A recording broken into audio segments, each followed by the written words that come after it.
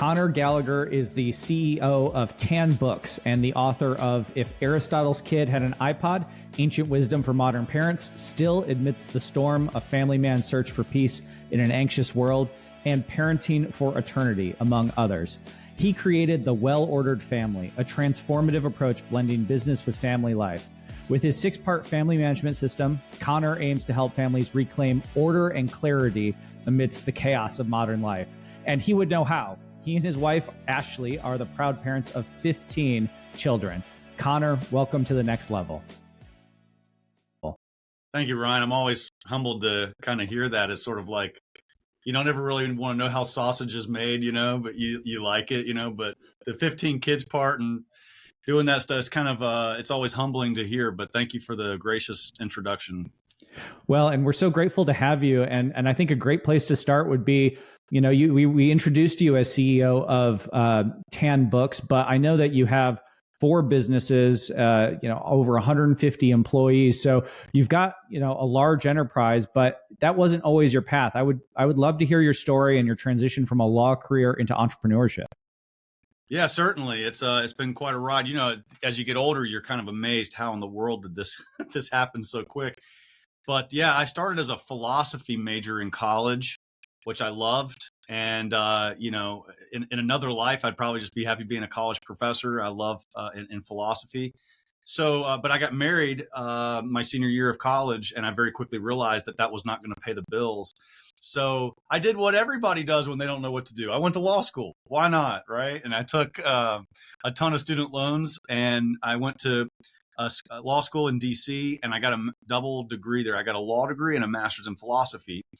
And I did that because I loved learning. I love deep principles. I love the essence of things. So I really enjoyed law school. But then I started practicing law, very preliminary kind of practice of law. And I was doing estate planning and some real estate and, real estate closings and things like that. I did not like that. I was a fish out of water, man. This was like, what did I do? But I have $1 billion in student loans, so I better do a lot of what I don't like to do. So, but then by God's grace, I got an offer to be a federal law clerk for a wonderful man who's a federal judge, chief federal judge in our area. So I was a law clerk for 2 years, and that was an amazing experience. Federal court is a really fun place for a young lawyer to be. And it's kind of like, cream of the crop kind of thing. And I was way out of my league, but you get any job offer you want kind of after doing a federal law clerk stint. So at the end of it, I had these job offers. And man, I tell you, I was looking at, and this is kind of the entrepreneurial story. So I was looking at these lawyers, and they're miserable. They were working in these huge law firms, and it's like the higher up in the high rise they went, the more miserable they were. And so I was having lunch with all these guys trying to figure out what law firm to go to. And I had one guy looked at me and he said, well, I got good news and bad news for you. The job is terrible and your life is going to suck, but it is financial nirvana. And I'm like, all right, I'm out of here. It's like, okay, you make a lot of money. And probably what that guy considered financial nirvana, I would not consider financial nirvana at this point, but it was just such a twisted kind of mindset of life sucks, but hey, you make good money. So I very quickly determined I didn't want to do that. And then lo and behold, my dad, he calls me, and he owned a family business that has now been in our family for 85 years. I'm very proud of that. A business that my great grandfather started called Goodwill Publishers, not the clothing place, Goodwill Publishers. And he called me and he said, hey, I'm thinking about buying this little old publishing company that is in bankruptcy for the second time. It's called Tan Books, and it publishes a bunch of old Catholic books, but it's mostly writings of the saints, guys who died 500 years ago. And so I said, okay, well, he needs a lawyer. So I actually came to work for him as a lawyer to help him acquire this out of bankruptcy. And I didn't know anything about business, but I just knew something about the law. Well, it was a year-long process, Ryan and Stephen. And at the end of that, he said, well, why don't you run it? And I'm like, Dad, I can't run a hot dog stand. I'm a second-rate philosopher and a third-rate lawyer. I don't know anything about business. So he said, no, give it a shot. So that's when my kind of business career began, and I took over this company that was totally dead. So it was very entrepreneurial in the sense of this was starting from scratch. All we had was this very small investment from this other company to try to get this thing going. And 15 years later, it's probably the most successful, the most profitable, the most impactful company in my industry. So I'm very, very proud of that. And along the way, I remember counting, I read 250 business books by a certain point. I stopped counting at that point, but I was, it's like only the paranoid survive, right? So I read everything I could get my hands on to learn business. How do I do this? And I became kind of a philosopher of business. And all the while I'm having a whole lot of children, with my amazing wife, who's always the secret sauce in this stuff. I mean, she's the one that makes everything kind of work. But I'm studying business, I'm having kids, and I'm taking over other business ventures along the way. Eventually my dad retires, and my brothers and I have taken over some old legacy businesses and started brand new businesses. So we've really been truly entrepreneurial in launching new endeavors. And so we have really 4 well-established companies along with some other startups. I mean, heck, we just recently launched a software business. I'm actually selling, the guy right across the hall there is selling software as a service to large corporations like Conor Gallagher doing software. This is the Twilight Zone. So, but we're entrepreneurial and we like doing things. But that kind of brings me up, guys, to, where I am currently, which is I've tried to take all the business things I've learned along with my family, which has been growing and growing. And I've written numerous books about family, and I've become passionate about combining the two, combining business principles with family life. So maybe we'll talk more about that, but that was a long-winded, I guess, story of kind of my entrepreneurial or business career and how I went from practicing law to running businesses. There you go. Well, yeah, and it is actually the perfect segue because, I would like to know, what did being a CEO and a business leader teach you about how to run a well-ordered family? I imagine for, a family of you, your wife, and 15 kids, well-ordered is an absolute necessity. But why has helping other families become such an important focus of yours? Well, that's a great question. And I tell you, I've listened to a lot of your episodes, a lot of your podcasts. And so many of your listeners know a lot about EOS, Entrepreneur Operating System. They know Strategic Coach.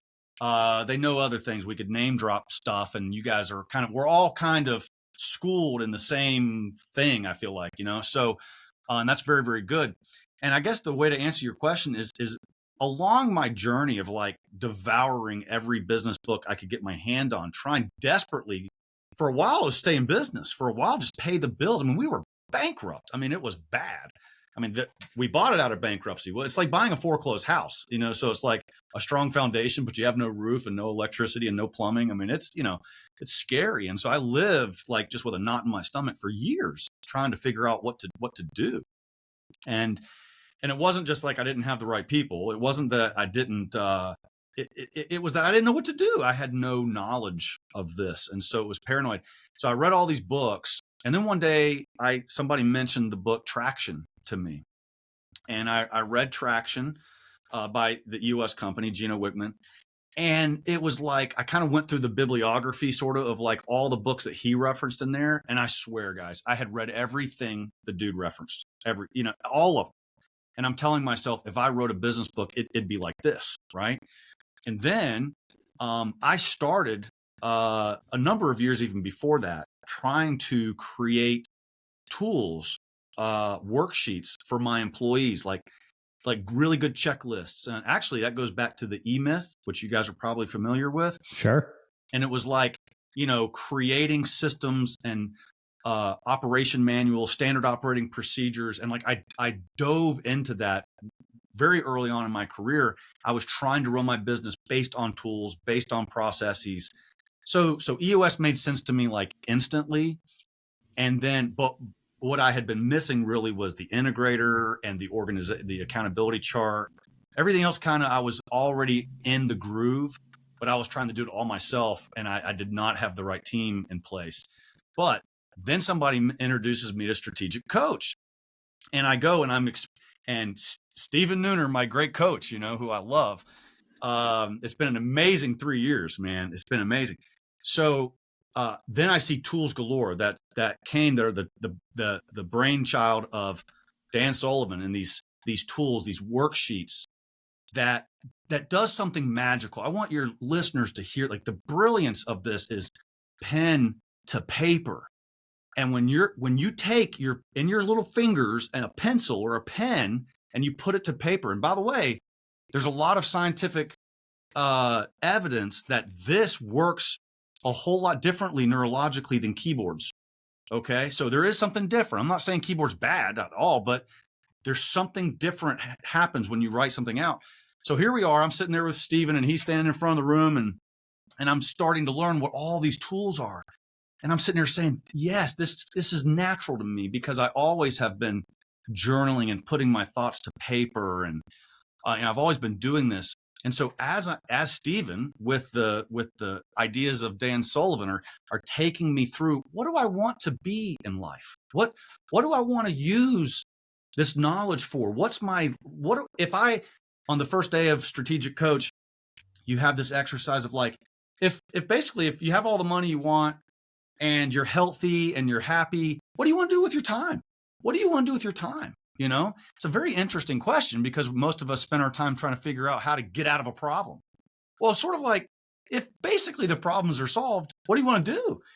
And it's that kind of mindset, guys, that going every 90 days, getting on a plane and flying to Chicago and doing Strategic Coach. After a couple years, I started saying, wait a minute, I have this unique ability, and I'm not going to be bashful about saying it. I'm in a very unique situation. I've run multiple businesses. I understand the science and art of business. I have a lot of experience with starting new things and running new things and inspiring people to accomplish a certain goal.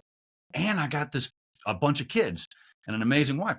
So I was like, this is a unique thing. Every time I go and I give a lot of talks, and every time I'm talking to a group of entrepreneurs or CEOs or executives, no matter what I'm there to talk about, they say, you have 15 kids? And that's all they want to talk about. It's like, I could say, I just got back from Mars with Elon Musk, and it was a really great time. And they said, wait a minute, you got 15 kids?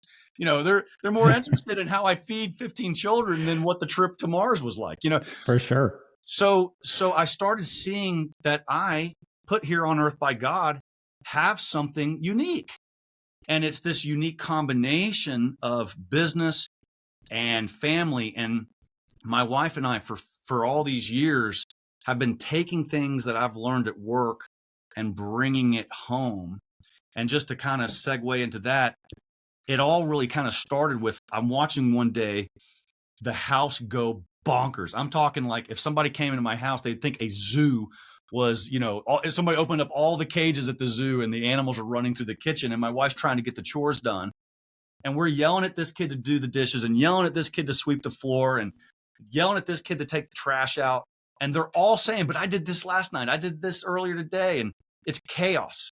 And I looked at my wife and I'm like, honey, you need some Lean Six Sigma efficiency management going on up here in this house. Okay. Because I got to run my business very differently than you're running this kitchen. You know what I'm saying?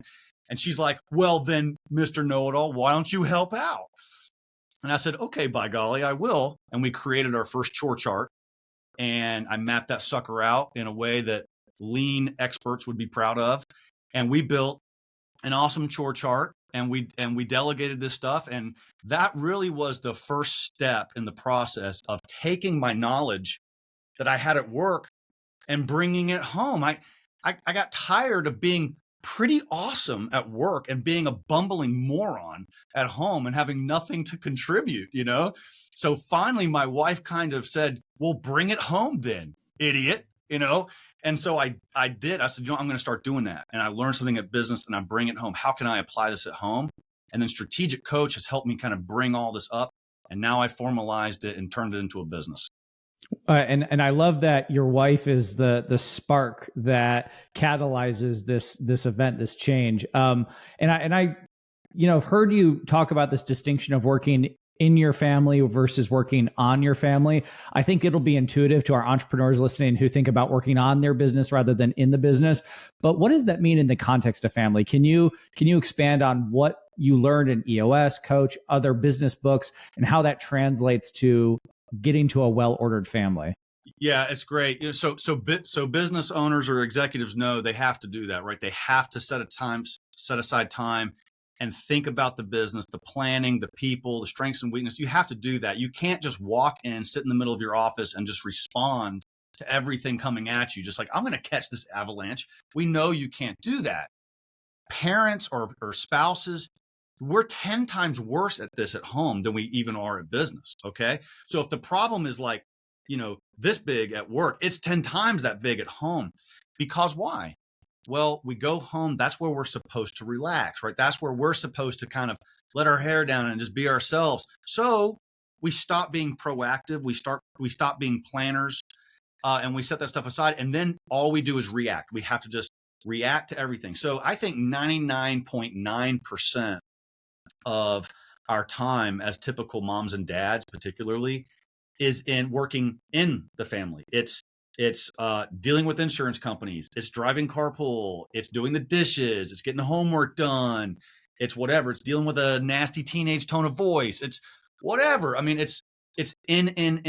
And mom and dad really often start talking about, okay, what are we going to do with this kid? Sometimes when they get older, they start, by the way, for all the families out there that have like, a bunch of little kids right now, yeah, you're in the hardest part when they're old enough to babysit and you don't have to find some babysitter. You don't have to pay them anymore. You can actually just say, hey, 14-year-old, you're babysitting. We're out of here. And you can start going to dinner. It's almost the promised land. When the oldest one starts driving and you don't even have to go to the store to get milk anymore, now you've reached the promised land.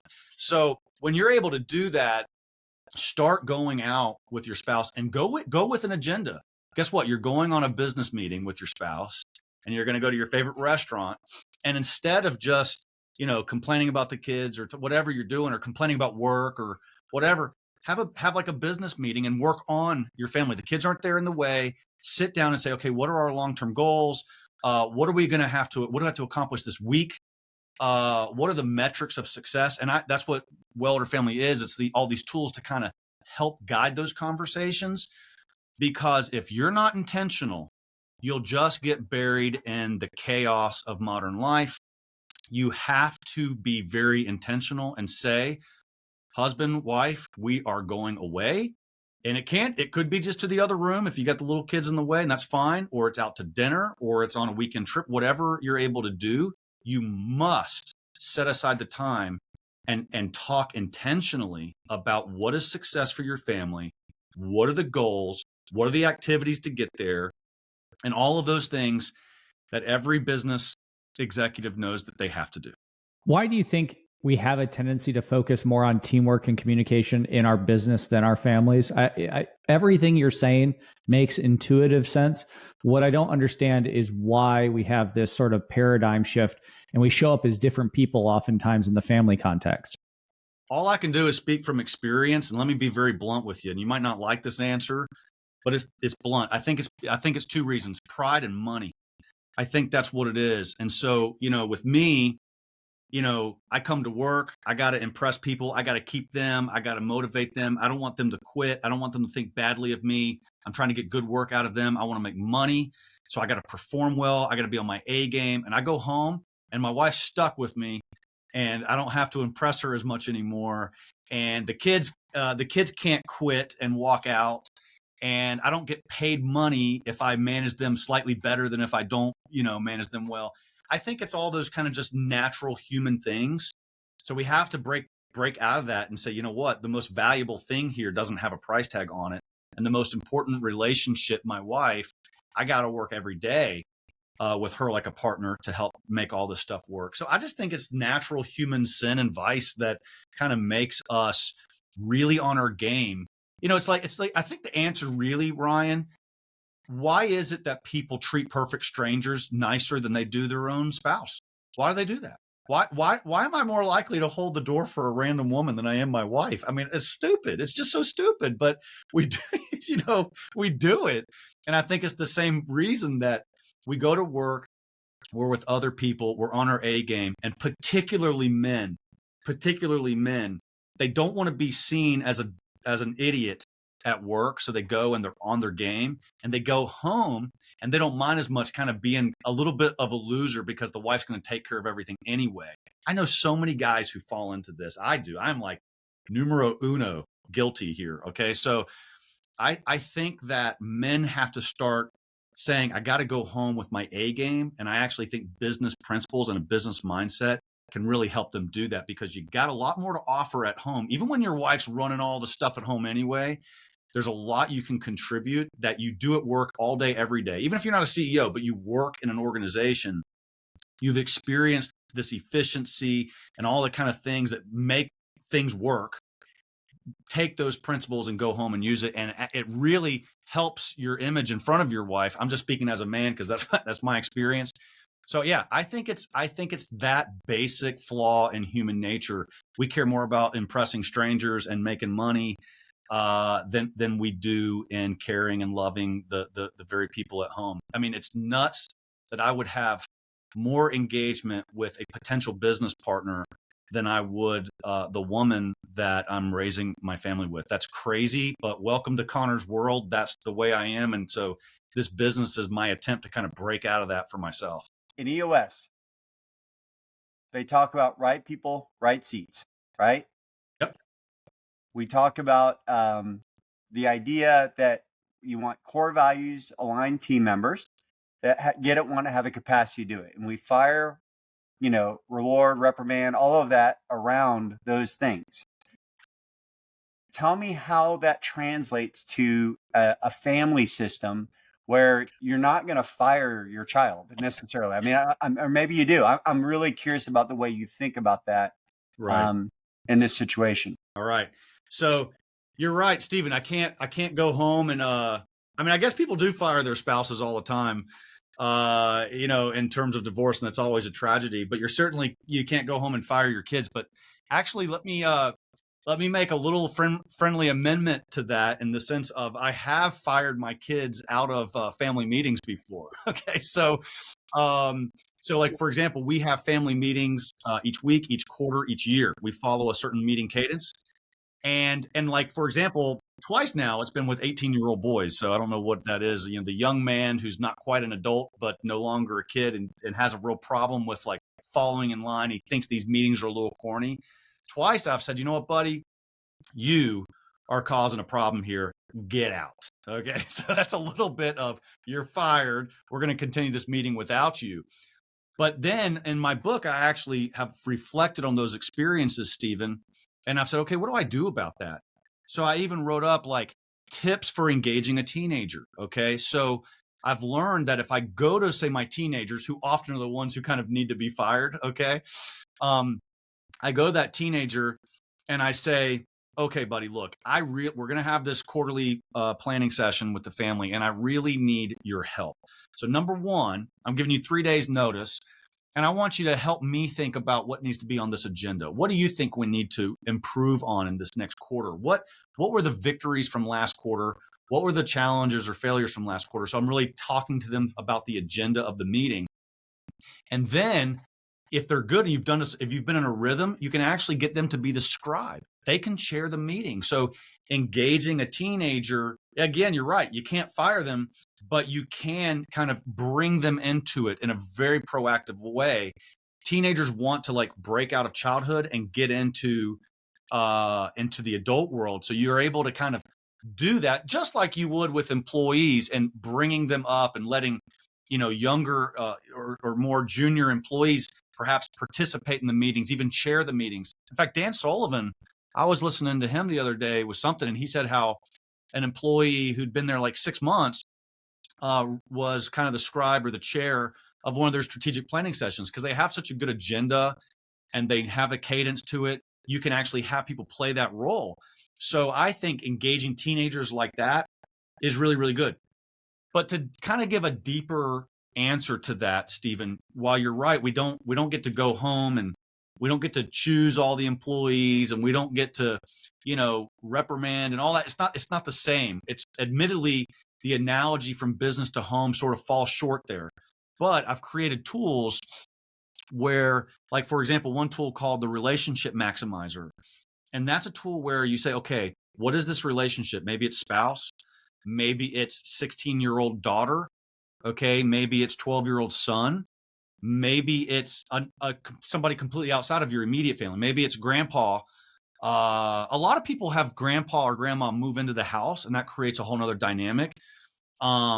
Maybe it's an estranged half brother that you never talk to or whatever. But this tool asks you, what's the purpose of this relationship? What's the perfect version in your life of this relationship? I mean, and that doesn't mean you're best friends and you go out all the time, but really visualizing and prayerfully considering, what is the purpose of this relationship? What am I doing wrong in it? How could I improve this? What's the vision for this relationship going to look like in 3 years, 5 years, or whatever time frame you want to? So being intentional, being strategic about all the important relationships in your life. So at work, we might do this with a product line. We might do that with our integrator or our COO and think, okay, what's this relationship going to look like in 10 years? Maybe we do this with our joint venture, or a collaborator out there in the marketplace.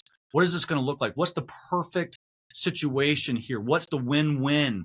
And we do that with other people, but we don't do it with our own family. Go home and do it with your 13-year-old daughter right now. So there's tools like that I've created, Stephen, to try to bring a little bit of a mindset back home and articulate, again, magic happens when the pen hits the paper, and articulate what is a successful venture here with this person. And with each person, it's a little different, but they have the dignity to where they deserve for you as a thoughtful, strategic person to flesh that idea out. And that will do a lot of things, Stephen. That will sometimes lower expectations, so frustration is not as high, or it rises expectations, and then you have to expect yourself to lead that person to that higher goal. We do this with other people in our lives, particularly when money's on the line, but we just kind of go through an automated version, and we just kind of like go on autopilot with our own wife and children or people who are living with us or whatever it is. So there's the kind of my answer to that question. The analogy does fall short, but there's still a lot of principles of people management, people leadership, collaborations that we can use with our families. And I've tried to do that with my product. I think that's brilliant. And I know you've done this successfully and effectively for your family. On this podcast, we're so used to having scaling up questions, right? But I'm not sure how many of our listeners are going to scale up beyond 15 kids. So can we maybe flip the script, and can you tell us what sort of insights you've learned that effectively scale down for smaller families as well? What is it that you've gained by having a large family that applies very well to smaller families? Yeah, it's a great question. And let me emphasize that well-ordered family, it applies to any family size. I think, let me actually tell a personal anecdote. I'm so proud of this. One of those, I told you a minute ago how I fired one of the 18-year-olds from one of our meetings. That was probably when I first started doing this a number of years ago. Well, guess what? That kid is married now and just got married a couple months in December. Just found out the other day that his new wife is pregnant, so we're thrilled.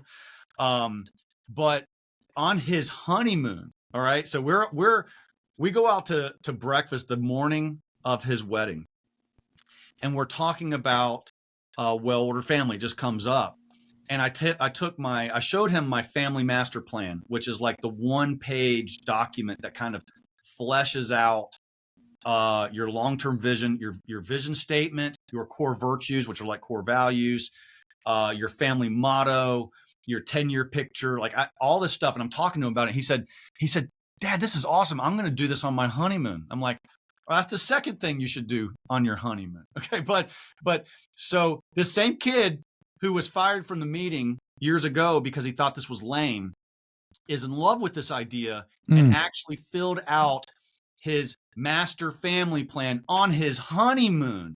Now that's working on your marriage just as it's starting to get going. So I was so proud of that. So that's an example, Ryan. That's a answer to your question. This is a 22-year-old and 22-year-old that just got married. They don't have to have kids yet to have done this.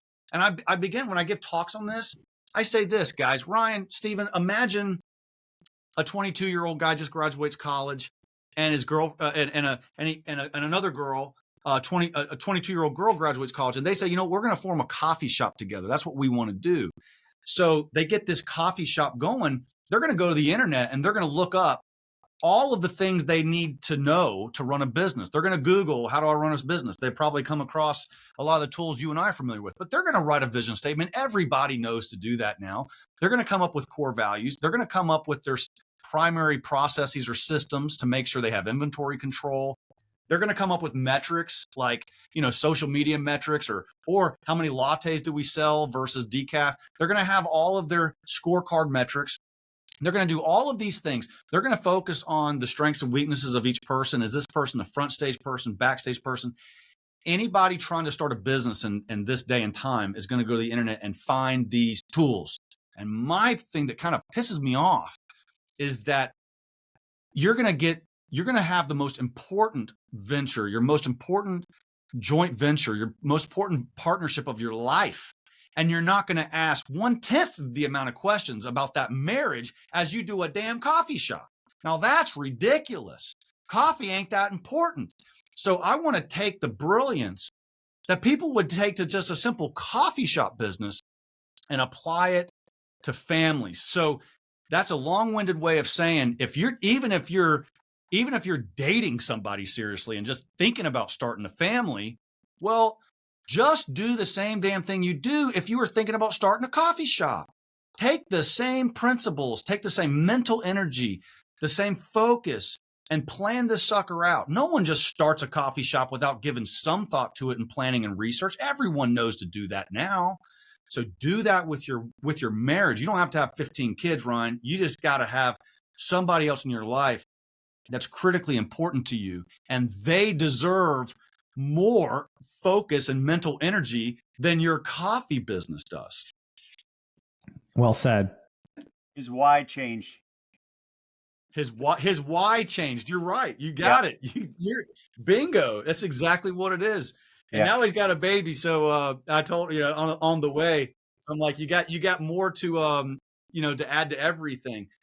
But yeah, it's a really cool thing to see your kids. And my daughter, who's also married and also has a baby on the way. By the way, my wife is pregnant, my daughter is pregnant, and my daughter-in-law is pregnant. Wow! Congratulations. And they're all going to be born around the same time, man. It's just crazy. It's just crazy. But it's so rewarding to see my children actually starting to use these tools, and they don't have 15 kids, So I think this applies to anybody who just has real loved ones, in their family life. Let's hit that. You have 6 quadrants. What is the most overlooked quadrant in the typical American family? Oh man. Well, my 6 quadrants are vision, unity, systems, metrics, relationships, and discernment. And I think what's the most overlooked? Oh, dude, that's a hard one. But I'm gonna have to give the philosophical answer because I'm a wannabe philosopher. And I really do think it's vision. I think it's vision, man. And it's that is not to mean I don't recommend that you necessarily start with vision. Like for example, if you're going to start doing EOS tomorrow, you don't have to necessarily, if your business is in a mess, you don't have to start by writing a vision statement and, planning out 10 years. You might just need to start getting your quarterly rocks in place or getting your scorecard in place. Like that might be the best place to start. So there's different entry points into my 6-part system, but I actually do think that a lot of people were already looking for forms of efficiency. There's an app for everything. Mom and dad, they're looking for ways to cut down on clutter. And like, we all kind of know that. So I think humans are naturally looking for that. But I think what's missing the most, Stephen, is people do not sit down and really visualize, what do I really want out of this family? Why did God make this family? And I think that, you know, every powerful motivational speaker or thinker like a Dan Sullivan or anybody else, they're always pushing the why. Like you're saying, why are we here? Why does this business exist? You know, why is this thing on planet Earth? And I think that's the biggest, most fundamental thing that's lacking in families is, again, working so much in the business or in the family, and we're looking for efficiencies. And you might find some efficiencies, but those efficiencies are more easily lived out, Stephen, if we are very, very clear on why this family exists, what our core virtues are, where do we want to be in 10 years, where do we want to be in 3 years or 5 years. The visionary work, boy, I think people are missing that, and it would give everybody more comfort. And I'm going to add one more thing to that. I think that a lot of marital conflict between men and women is that, you know, a lot of women feel like their man is just not carrying their weight because, frankly, our society puts too much burden on women. They kind of have to do everything. And so I think men really, really struggle because often the home is more the woman's domain. That's just, you know, I'm stereotyping, but statistically, that's usually more the case. And so the guy doesn't have much to do. He comes home like doesn't know how to contribute. And I've suffered from that. I've really come home and it's like, this is, yeah, she's controlling stuff. I don't know what to do. I'm just like the oldest of the kids, you know, and I hate that, you know, and I know I'm supposed to be something more. So embracing the role of visionary, and I love the title, embracing the role of visionary and being able to articulate for my wife, here's why our family's here. This is why we're going to do these things, because they are in furtherance of our long-term vision. And this is how we're articulating the long-term vision, or this is why we're not doing these things. It's because that is a detour, or it's taking us off course of our long-term vision. And so I think vision's the thing that's lacking the most, Stephen. And I think it's something, and again, I'm using stereotypes and generalizations, but I think men can really benefit from kind of taking that visionary role and mindset, and it will give them more of a place at home. That is not to say, I want to make a big disclaimer. At work, you have the clear distinction of visionary integrator. I don't think it works like that. It's much more teamwork at home. Your wife and both, you know, husband and wife both have to kind of play this role of visionary. It depends on the family. Maybe one wants to play more the role than the other. It's definitely more teamwork. The analogy does fall short when you get to a marriage, but there's still a really important insight. And I think men particularly need to help the family, which is in the chaos of everything, focus on the long-term planning and the why. Why are they here together as a family? Why did God put them together? God put Conor and Ashley with all these kids for some reason. And every single day, I got to wake up. 3 things I got to do every single day, guys, as visionary. Number 1, I got to wake up every morning, crystal clear idea of why we're here. Number 2, I got to communicate that over and over again to the point they get tired of hearing it. And number 3, I got to make sure the resources are available for my family to accomplish its mission. That's the role of visionary. That's the visionary role at work. And for me, it's at home. And my wife is an integral part of that whole DNA. But I think that's the thing that's lacking the most. Perfect lead into final question. Number 3 that you just gave. When is that the thing that you need to focus on? And when is it in the way of your family? How do you think of work-life balance? Okay, a great question. I would say this, though, Stephen, when I say the resources are available to accomplish the goal, money's a small part of that. Money's a small part of that. The resources might be your church community. The resources might be family dinner twice a week, sitting around the table. The resources might be praying together. The resources might be making sure my kids get the best education possible. We're going to homeschool this year. We're going to send them to that school.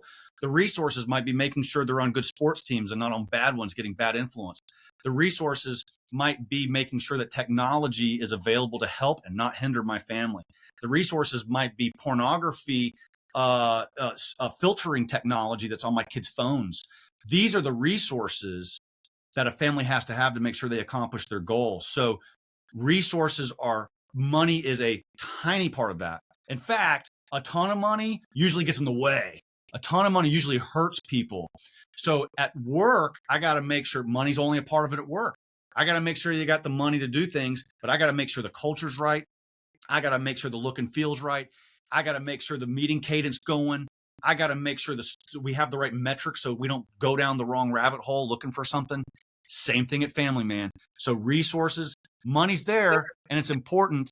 And I think that people have to get serious about, working hard and providing the right financial resources for the family. But it's one of the smaller components of this. Now, in regards to work-life balance, yeah, I actually don't like thinking in terms of balance. This is a personal thing. I like harmony as opposed to balance, because I'm blessed to have a family business, and I can bring my kids. If this was another day, a kid might be here with me. I'm able to work from home sometimes. So it's more of a harmonious approach. That is not everybody's case, but everybody has to kind of work on that and kind of get clear in their heads, what that is for their family. But I'll just double down on the resources for your family to accomplish its goals. It's all encompassing, and money's only a part of it. So no one should ever use money as an excuse for a happy family. So Conor, I love that you've taken us through so much of the deep thinking that you've done to create a well-ordered family in your life, and the way that you're bringing it to others as well. For those who want to learn more, for those who want to take the next steps, bring it down to ground level for us. Give us sort of the elevator pitch. What is the well-ordered family? Is it books, online learning, in-person coaching? How can we engage more with the thinking that you've done? Yeah, thank you. So wellorderedfamily.com, pretty simple. You're able to go there and you're able to already get a number of resources. I got a lot of tools. Get on the email list, and I'm just providing free stuff all the time and little videos that help explain how to do that. Also, our social media on Instagram and Facebook. It really is my whole idea is to provide valuable content every single time you encounter Well-Ordered Family. And so wellorderedfamily.com is probably the simplest and the quickest way to start implementing very practical things in your family life today. You just have to have the courage to actually print out these tools, pick up a pen, and go into your house and start using them.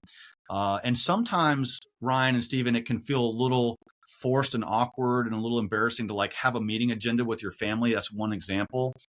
After you do it a couple of times, it starts feeling natural. It starts feeling fluid. So I just really encourage your listeners to just give it a shot and let us know on social media or whatever how it's helping or how it's not, because this is a long road for me and I want to make it as best as possible. So wellorderedfamily.com is a great place to start. Well, thank you again, Conor, for joining us. There were so many takeaways for me. I really enjoyed our conversation. First, there's brilliance in taking pen to paper to complete these tools, not keyboard to screen. There's an actual, difference in the way that our brain engages with the content when we do that. If you're not intentional, you'll get buried in the chaos of modern life. So you had really prescient advice about setting aside time and talking about what success looks like for your family, mapping that all the way from long-term goals down to what has to be accomplished this week, and not falling into the trap of planning less for your most important relationship than you would if you were opening a coffee shop, for instance. I really love those tactical examples you gave of how you enrolled your children in the agenda setting and scribe roles to help them be leaders and practice and execute that well-ordered family program. And then as the visionary, you have 3 responsibilities. 1, every day, waking up with a crystal clear idea of why we're here. 2, communicating it until they get tired of hearing it. And 3, making sure your family has the resources to accomplish the mission. So I took away so much. I know our listeners will as well. And I'm so grateful for you joining us today and sharing what you're working on with Well-Ordered Family, and would encourage everybody who's listening and who wants to learn more to visit wellorderedfamily.com. Thank you, guys. I'm so honored for all of this. Thank you very much. Thank you, Conor. It was awesome, man. As always, love our time together. You're the best. Thanks, buddy. You too.